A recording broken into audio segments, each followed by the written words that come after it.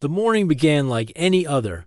Across the world, people were busy with their lives. Some were working in tall buildings, others were walking in markets, and many were traveling on crowded roads. But far above the clouds, something strange was moving in the black space dot in a quiet laboratory on the edge of a small city. Mira was sitting at her desk. She was an engineer who loved solving problems. Her desk was always full of small tools, wires, and strange devices she built from spare parts. That morning, she was fixing a sensor when a strange sound came from the radio receiver in the corner of the room.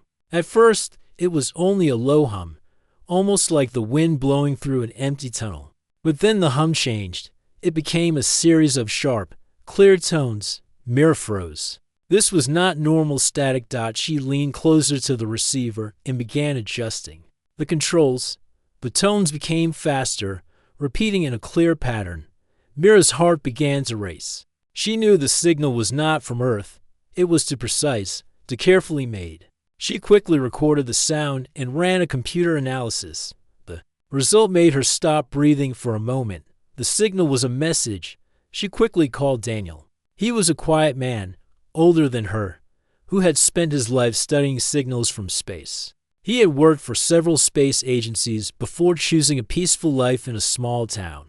When he heard Mira's voice, he could tell something serious had happened. Within an hour, Daniel arrived at the laboratory. Mira showed him the recording. He listened with his eyes closed, then slowly nodded. "This is a message from somewhere far away," he said in a calm voice, "and it is not friendly." Daniel helped Mira decode the strange sequence. The two worked for hours, using old language mapping programs and data collected from previous space signals. By evening, they had the first clear translation. The words made both of them silent. The message said, "People of Earth, you now belong to the Galactic Empire. Surrender your world within 20 days or be destroyed. No escape. No second chance." Mira felt a cold fear inside her chest. The message was not just a threat. It was an order. Whoever sent it believed they already owned Earth. But as she looked at Daniel, she saw something unexpected. He was smiling. "What are you thinking?" she asked. "They think they can scare us," Daniel replied. "They believe we are weak. But I hear something in this message they did not mean to show." He explained that the tone, the style, and even the timing of the message suggested great arrogance. Whoever sent it was certain of victory before the battle had even begun. That kind of thinking could be dangerous for them. Daniel leaned over the screen, pointing to certain patterns in the signal. "See here, the power level is low. Their communication system is old, and they are using a method we stopped using on Earth 50 years ago. This tells me their technology is not as advanced as they want us to think." Mira's fear began to fade. "So you think they can be beaten?" "I think they can be surprised," Daniel answered, "and surprise is sometimes better than strength." They sent the decoded message to world leaders, but the reaction was mixed. Some governments were terrified and began preparing for surrender. Others tried to hide the news to avoid public panic. But there were also a few leaders who refused to give up. These leaders contacted Mira and Daniel for more details. They wanted to know exactly what the two had found. By the next morning, news of the alien message began to leak. People talked about it on the streets, in markets, and at work. Fear spread quickly, but so did curiosity.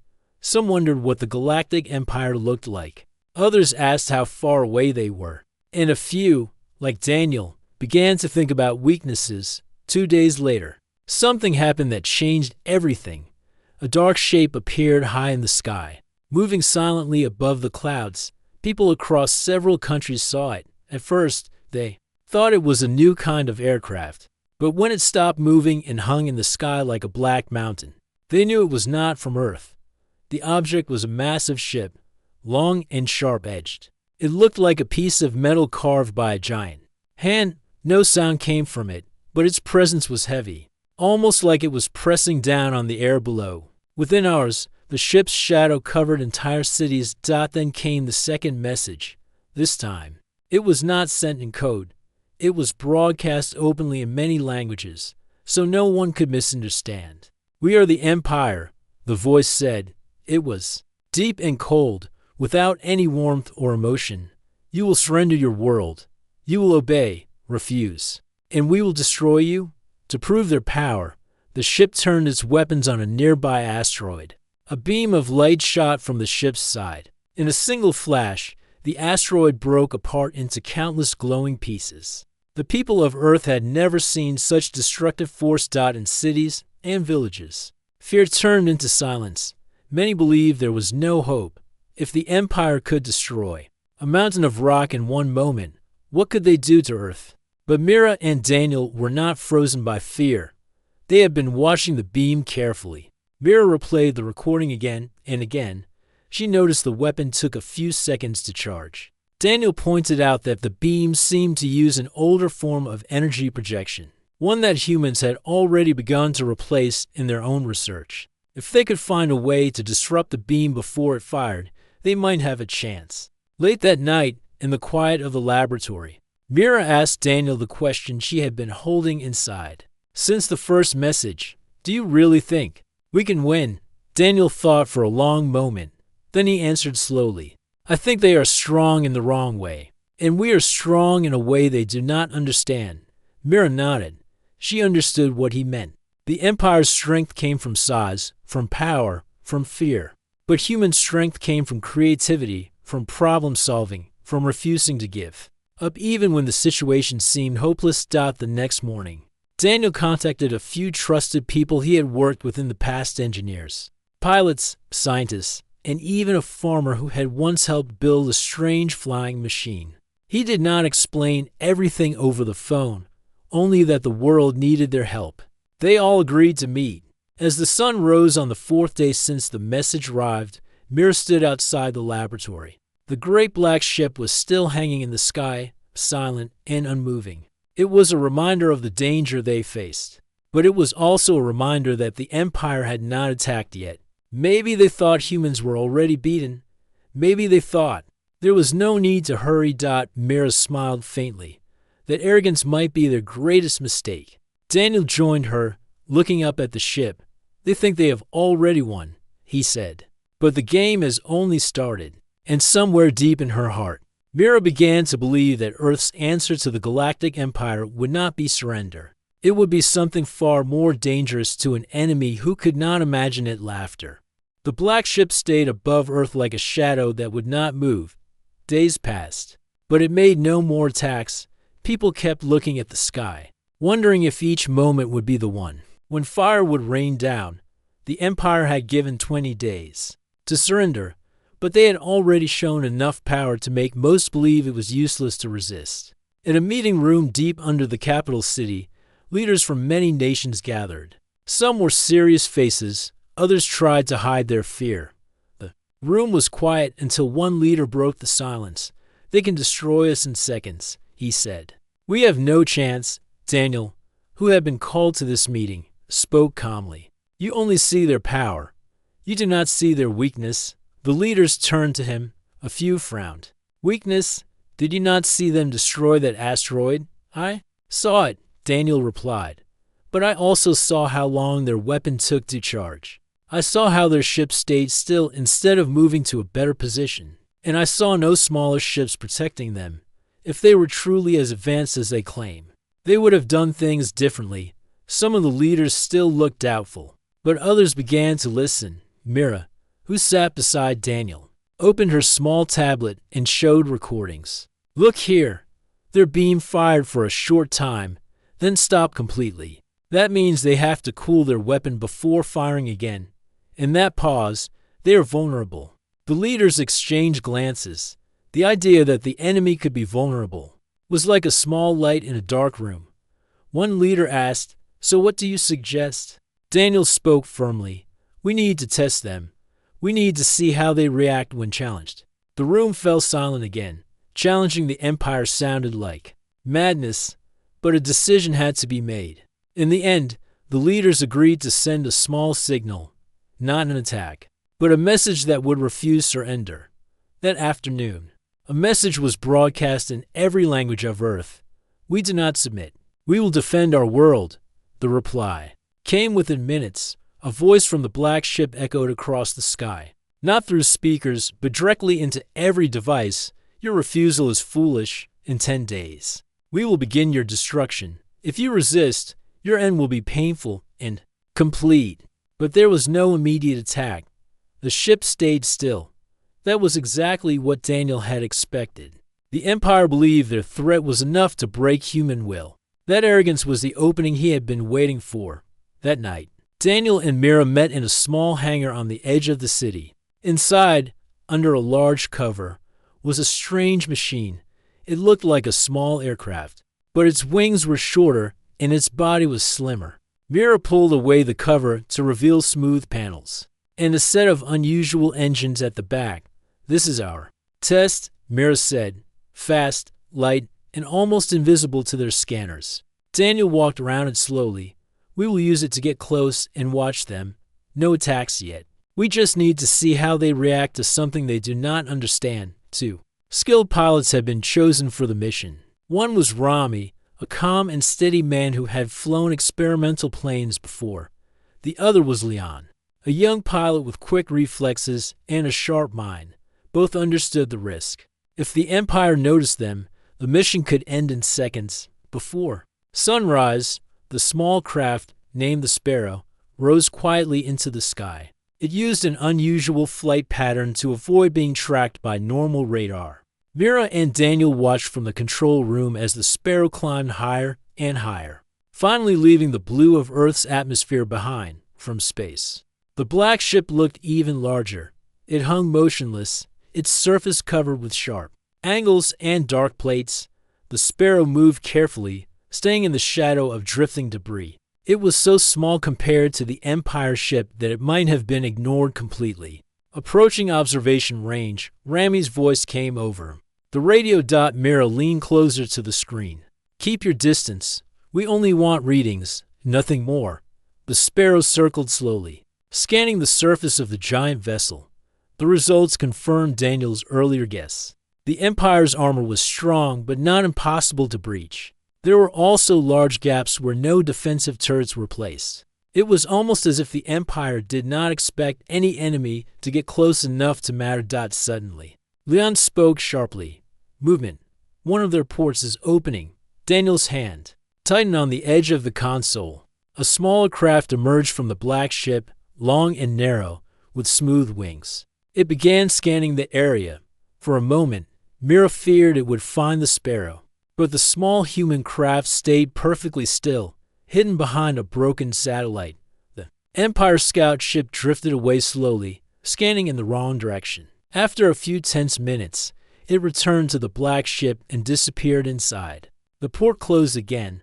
"They didn't detect us," Rami said quietly. Daniel let out a slow breath. "Good. That means we can get even closer next time." The Sparrow returned to Earth without incident. The pilots were greeted not with loud cheers, but with quiet nods and determined faces. The data they brought back was more valuable than any weapon at that moment. It proved the Empire could be watched, studied, and eventually challenged. 3 days later, Earth saw the first real display of courage. A small fleet of old human satellites was deliberately sent into the Empire ship's path.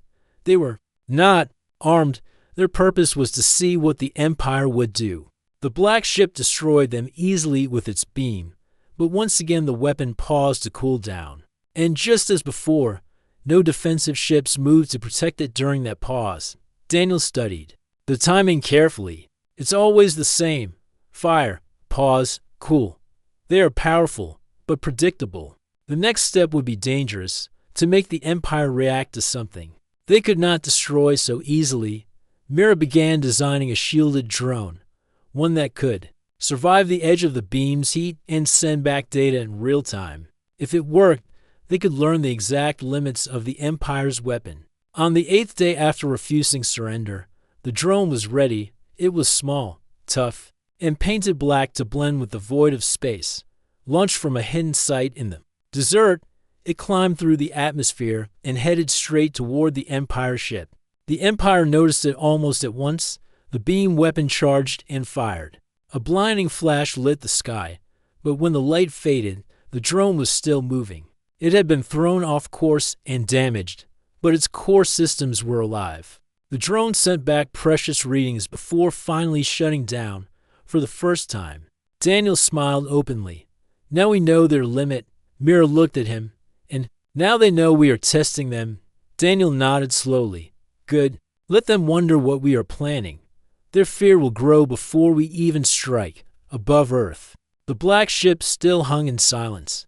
But now, for the first time, perhaps it was watching with a little less certainty, and far below, humanity was beginning to believe they might just have a chance. The black ship was still in Earth's sky, silent but heavy with threat. Its sharp edges caught the sunlight, making it look like a giant blade waiting to fall. People continued to live under its shadow, but the fear that once filled every conversation was beginning to change. Some still whispered about surrender, but more and more began to ask a different question. What if we fight back? Daniel and Mira were in the underground control room again, going over the new data from the drone. Screens showed charts, numbers, and strange wave patterns. Mira pointed to a section of the readout. This is the key, she said. Their weapon cools for exactly 80 seconds after each shot. It doesn't matter if the shot is small or large. The time is the same. Daniel leaned closer. That means if we can make them fire and miss, they will be open to attack for more than a minute. They both knew that a minute could be a long time in battle. But there was still a problem. The Empire's ship was huge, and even without firing, it could take a lot of damage before breaking apart. They would need something powerful, something the Empire would not expect. That afternoon, the leaders of several nations met again. This time, the atmosphere was different. Instead of frightened silence, the room was filled with low voices and quick movements. People were starting to believe. Daniel stood in the center of the room. We now have a window of opportunity, he said. 80 seconds where their main weapon is silent. If we can force them to fire at something harmless, we can attack during that pause. One leader frowned. Attack with what? Our warships are no match for them. Even our best missiles will not get through. Mira stepped forward. We don't fight them by matching their power. We fight them by using what we have in a way they will never expect. That is what humans do best. There was a moment of silence as her words sank in. Then Daniel added, we will build a fleet. Not of large warships, but of small, fast crafts that can move unpredictably. They will not try to outgun the Empire. They will confuse them, surround them, and strike at their weak points. Another leader shook his head. Building such a fleet will take months. Daniel smiled slightly. Not if we work differently. We have engineers in every city, pilots in every airfield, mechanics in every small workshop. We do not need to build them in one place. We build them everywhere, all at once. The plan was bold. Across the world, in secret hangars, warehouses, and even large barns, people began working. Some were skilled engineers. Others were farmers who knew how to repair old machines. Every pair of hands was welcome. Mira traveled from site to site, sharing the design she and Daniel had created. The small crafts looked simple, but each carried something special. A mix of old and new technology that made them fast and hard to detect. They had unusual shapes, like birds with swept-back wings, and engines that could change direction in an instant. The most important part was their new weapon, a focused electromagnetic pulse device. It could disable systems for a short time without destroying the target. Against the Empire's older technology, it could be deadly. Meanwhile, the Empire ship made no move to attack. It only hung above Earth, silent and unmoving. But its presence was like a weight pressing down on the planet. Daniel suspected they were waiting for humans to lose hope and give in. He was glad to let them think so. 5 days later, the first of the new crafts was ready for testing. Daniel and Mira stood at the edge of a wide desert plain. The morning sun low on the horizon. The craft, painted a dull gray to blend with the sky, rested on its landing gear. The pilot, Rami, climbed into the cockpit and began powering up the systems. Mira checked her tablet, engines reading normal, navigation systems stable. Daniel gave a small nod. Take her up. The craft rose smoothly into the air, its engines making only a low hum. As it climbed, it turned sharply. Faster than most aircraft could. Mira watched the readings carefully. Everything was working exactly as planned. Rami's voice came over the radio. Feels solid. Maneuvering is sharp. I could dance circles around anything with wings. Daniel allowed himself a small smile. Good. Now bring her back. We still need to keep our secret. That night, Daniel sat with Mira in the control room. Maps of the world glowed on the large wall screen, showing dozens of small points of light. Each light represented a workshop building one of the new crafts. Every day, more lights appeared. We have maybe 100 by now, Mira said. In another week, we could have to 100. Daniel looked at the black ship on the upper part of the screen. We will need every one of them. 3 days later, the Empire made its next move. Without warning, a second, smaller ship appeared near the first. It was different in shape, shorter, rounder, with glowing panels on its sides. The smaller ship broke away and began moving toward Earth's surface. Reconnaissance, Daniel said. They are sending scouts to learn more about us. One of the human military commanders contacted him immediately. Should we engage them? Daniel shook his head. Not yet. Let them look. The more they believe we are harmless, the better our first strike will be. The Empire's smaller ship moved slowly, scanning the surface of the planet. It passed over cities and oceans, through clouds and storms. People looked up and saw its shadow but dared not attack. When it finally returned to the main ship, Daniel knew the Empire's report would say exactly what he wanted. That humans were not preparing anything dangerous. The real work was still hidden underground and in remote places far from their sensors. On the 15th day since the first message, Daniel gathered the pilots who would fly the first wave. There were 20 of them, men and women from different countries and different lives. Some had flown fighters, others had flown cargo planes, but all had agreed to risk everything. Daniel stood before them. We are not the strongest. We are not the largest. But we are the most adaptable. The Empire does not understand this. That is why we will win. Mira stepped forward. Your mission will be to draw their fire, force them to use their beam weapon. When they do, you will have 80 seconds to strike. Move fast, move unpredictably, and never fly in straight lines. The pilots nodded. They had trained for this. They knew the risk, but their eyes were steady. The challenge was set. Humanity would not wait for the Empire to decide their fate. They would bring the fight to the giant ship in the sky, not with one large blow, but with a storm of small ones, and, far above, in the silent halls of the Empire ship, perhaps no one guessed that the real battle was about to begin. The sun had not yet risen when the first group of small crafts gathered in a hidden valley, far from any city. Their dull gray paint blended with the rocks around them. Mechanics worked quickly, checking engines, sealing panels, and making sure every system was ready. Daniel stood near the control tent, watching the preparations. Mira was beside him, holding a tablet that displayed the positions of each craft. In a few hours, they would try something that no human had ever attempted. Flying close to the Empire's giant ship, this is not the full battle. Daniel reminded the pilots in the tent. We are testing their reaction.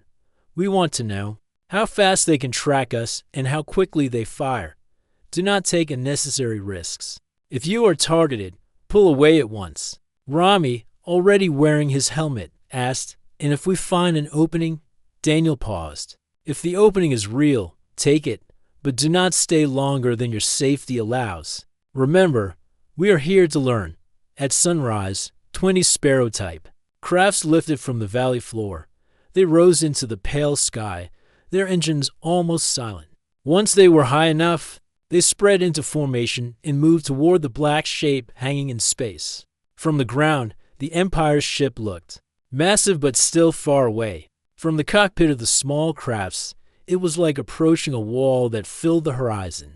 Inside the control tent, Daniel and Mira watched the data stream from each pilot. Heartbeats, engine status, navigation, everything appeared in real time. They're keeping good spacing, Mira said quietly. Daniel nodded. The moment we cross their outer sensor range, we'll see how much attention they're paying. The first reaction came sooner than expected.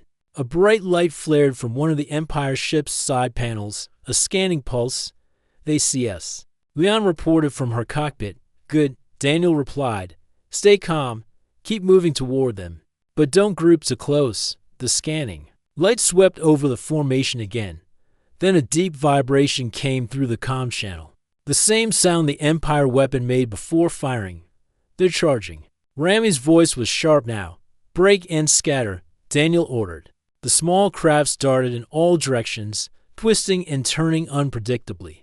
A thin beam of white energy shot past, missing them all.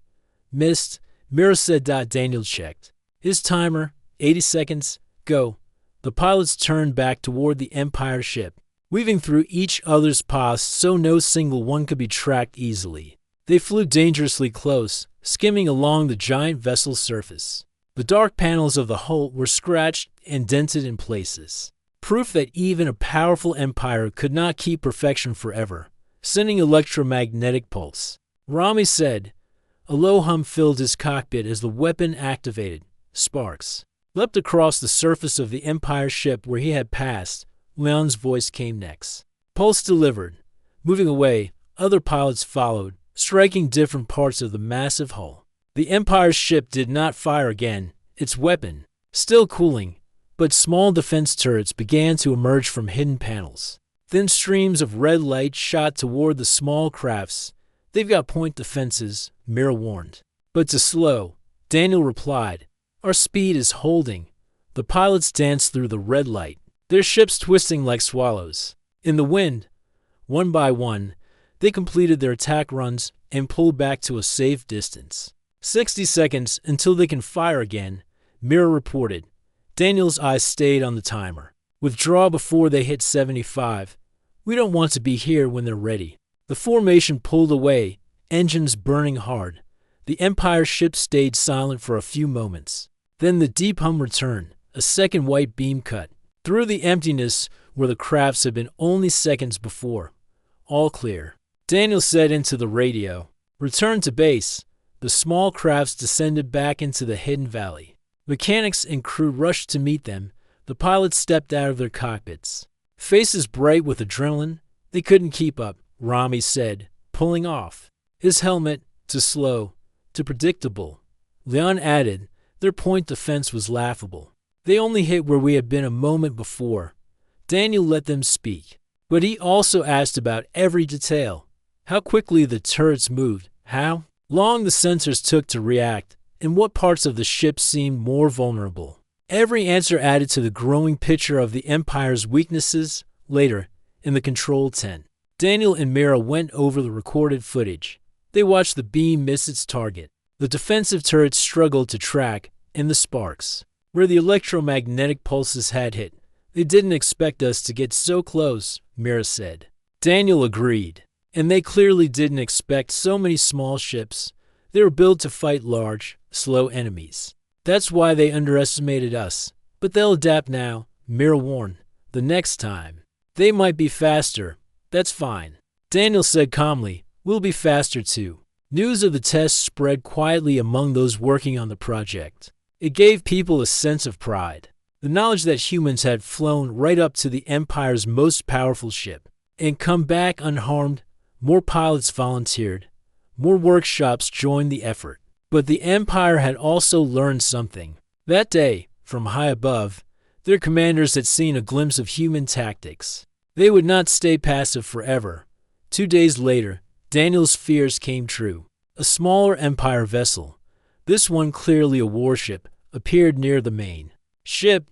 Unlike the previous scout, it carried weapons on its hull. It began patrolling the space between the main ship and Earth's upper atmosphere. They're protecting their weak points now, Mira said. Yes, Daniel replied. Which means our test worked. They know we can hurt them. The presence of the smaller warship made future runs more dangerous. It could move faster than the main vessel and had weapons that might be better suited to targeting small, fast ships. Daniel gathered the pilots again. The test is over. They will not take us lightly now. That means the real battle will be harder. But we have proven they can be touched, and that is the first step to defeating them. In the days that followed, training intensified. Pilots practiced maneuvers to dodge faster weapons. Mechanics adjusted the pulse weapons for quicker activation. Engineers found ways to make the ships even harder to detect out above them. The Empire's black ship still hung in the sky. The small warship moved in slow patrols. Its weapons ready, the Empire believed they had closed the gap in their defenses. Daniel smiled to himself. He knew they were wrong. Humanity had learned more in one test than the Empire could imagine, and soon, the real fight would begin.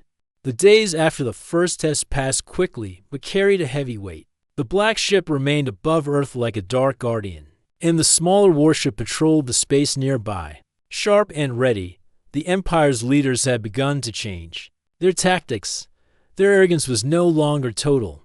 They watched humans with caution. In the hidden valleys and secret hangars, humanity worked faster than ever. Workshops turned out more Sparrow-type crafts, and new pilots trained every day. Daniel and Mira led the efforts, knowing that soon the small fleet would face real combat. Daniel gathered the pilots in the control center. His voice was steady and full of purpose.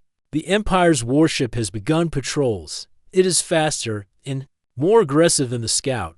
It will attack if it finds us. Our mission is simple. We fly together, confuse it, and try to force it to use its main weapon. When it fires, we use the cooling period to strike at its weak points, Mira added. We will use our speed and the electromagnetic pulse to disable its systems briefly. If we can slow it down, the bigger ship becomes vulnerable. The pilots knew the risks. Unlike the first test, this would be a real fight. No one could promise they would all come back. Still, their faces were calm and determined. They understood that humanity's future depended on this moment. As the sun set behind distant mountains, the fleet launched from hidden bases. More than 50 small crafts filled the sky, their gray shapes moving like a flock of birds. They flew toward the black ship, now a giant shadow on the horizon. The small warship appeared first. It was sleek and dark, moving with quiet power. Its weapons glowed faintly, ready to strike. The fleet broke into groups, each pilot weaving through the air with skill. Rami led the front group, twisting and turning to draw the enemy's attention. The warship responded quickly. It fired beams of energy, trying to track the fast crafts. The pilots twisted sharply, their engines roaring, dodging the deadly beams. Leon shouted over the radio, "They are faster than the Scout, but still not fast enough." Rami replied, "Keep moving." We forced them to fire. The warship's weapon glowed brighter as it prepared to fire a powerful beam. Just as the blast came, the pilots split into smaller groups, scattering like leaves in a storm. Daniel watched the countdown. 80 seconds. Now's our chance. The crafts surged forward, firing their electromagnetic pulses. The warship's systems flickered and faltered. The shields dimmed, and the engines slowed. Mira said excitedly, "They're hit. Keep pushing." The fleet pressed the attack. Sparks flew from the warship's hull. For a moment, it seemed the smaller ship might be disabled, but the warship fought back. Its weapons flared, shooting rapid bursts of energy that forced the crafts to pull back. The battle was fierce and fast. Amid the chaos, Rami's craft took a hit. Alarms blared in his cockpit. He gritted his teeth and pulled sharply away, dodging another beam. "I'm damaged but still flying," he reported. Leon came close. "I'm with you. We'll make it." Together, they weaved through the deadly fire, supporting each other as they returned to the main group. The fleet retreated to a safe distance. The warship followed but moved more cautiously. Wary of another pulse attack, Daniel and Mira studied the data streaming in. "The warship's systems are vulnerable," Daniel said. "The pulse works, but only for short bursts. If we keep the pressure on, we can wear it down." Mira nodded. "But we must be careful. The Empire will send reinforcements." The skirmish had given humanity hope. They had stood up to the Empire's warship and fought it to a standstill. The Empire, too, had learned. Their weapons were powerful but slow to recharge. Their defenses, though advanced, struggled against speed and surprise. Across the world, people followed the battle news with growing pride. The small crafts were becoming symbols of resistance. They showed that humans could fight. that they would not give up their home. As night deepened, Daniel and Mira planned the next steps. The Empire's warship was dangerous, but it was only a part of the giant ship's defense. The big ship is still the true threat, Daniel said. We need to prepare for when it fires again. Mira agreed. Our pilots must be ready to strike every time it cools. We must make every second count. They worked through the night, knowing the days ahead would be harder. The black ship hung over the earth, silent but full of power. The smaller warship patrolled its space, a warning to all who dared to challenge the Empire. But humanity was no longer afraid. They had met the enemy in the sky and shown they could fight. And soon, they would laugh at the weakness hiding behind that power. The sky was dark with clouds, but the small crafts moved with bright determination. The black ship hung above Earth like a silent threat, but humanity was no longer afraid. They were ready for the final fight. Daniel stood in the control room, watching the screens. Every pilot was in position, every weapon ready. Mira stood beside him, her eyes steady. This is our moment, Daniel said. We have learned their weakness and how to use it. Now we finish what we started. The fleet moved together, fast and quiet. The smaller warship appeared, blocking the path to the big ship. It fired its energy beams, but the small crafts twisted and turned with skill. Rami led the front group. Keep close, but don't get hit, he said. Draw their fire. The smaller ship chased the bait group, but the pilots were careful. They led it far from the black ship, buying time for the others. Meanwhile, the hidden group flew close to the big ship. When the beam weapon fired, they launched their pulses. Sparks flew over the black hole. Systems faltered. The ship shook. The small warship tried to return but was too late. The pulse weapons had slowed the big ship's systems. Daniel watched the timer. 80 seconds. Attack now. The hidden group pressed their attack, moving fast and striking weak points on the ship's surface. Explosions appeared. The giant ship was damaged more than ever before. The Empire fired its beam again, but this time the pilots were ready. They dodged and kept attacking. The black ship's shields flickered. Its systems failed one after another. The smaller warship tried to help, but the pilots attacked it too. It was outnumbered and outmatched. After hours of battle, the black ship began to lose power. Its weapons cooled and its defenses fell. The humans did not stop. They pressed forward, stronger and more united than ever. Finally, with a great explosion, the giant ship cracked. Pieces fell away. The black shadow in the sky was broken. Daniel and Mira watched, their faces tired but smiling. We did it, Mira said quietly. Daniel nodded. We fought not with bigger weapons, but with our minds and courage. We showed them our true strength. Across Earth, people cheered. They had faced the greatest enemy and won. The Empire's ships fell away, retreating into the darkness of space. Humanity had not only survived, they had proven that even the greatest power could be challenged by the small, the quick, and the brave. They laughed at the Empire's weakness, and in doing so, they found their own strength. The stars above Earth shone a little brighter that night. The future was uncertain, but for the first time, humanity was ready. The sky was dark with clouds, but the small crafts moved with bright determination. The black ship hung above Earth like a silent threat, but humanity was no longer afraid. They were ready for the final fight. Daniel stood in the control room, watching the screens. Every pilot was in position, every weapon ready. Mira stood beside him, her eyes steady. This is our moment, Daniel said. We have learned their weakness and how to use it. Now we finish what we started. The fleet moved together, fast and quiet. The smaller warship appeared, blocking the path to the big ship. It fired its energy beams, but the small crafts twisted and turned with skill. Rami led the front group. Keep close, but don't get hit, he said. Draw their fire. The smaller ship chased the bait group, but the pilots were careful. They led it far from the black ship, buying time for the others. Meanwhile, the hidden group flew close to the big ship. When the beam weapon fired, they launched their pulses. Sparks flew over the black hole. Systems faltered. The ship shook. The small warship tried to return but was too late. The pulse weapons had slowed the big ship's systems. Daniel watched. The timer, 80 seconds, attack now. The hidden group pressed their attack. Moving fast and striking weak points on the ship's surface, explosions appeared.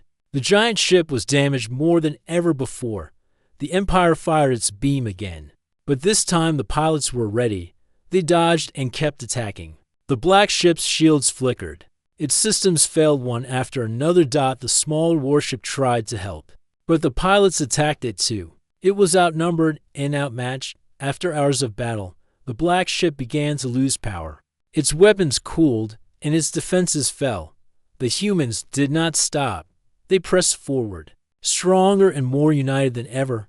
Finally, with a great explosion, the giant ship cracked. Pieces fell away. The black shadow in the sky was broken. Daniel and Mira watched, their faces tired but smiling. "We did it," Mira said quietly. Daniel nodded. "We fought not with bigger weapons, but with our minds and courage. We showed them our true strength." Across Earth, people cheered. They had faced the greatest enemy and won. The Empire's ships fell away, retreating into the darkness of space. Humanity had not only survived, they had proven that even the greatest power could be challenged by the small, the quick, and the brave. They laughed at the Empire's weakness, and in doing so, they found their own strength.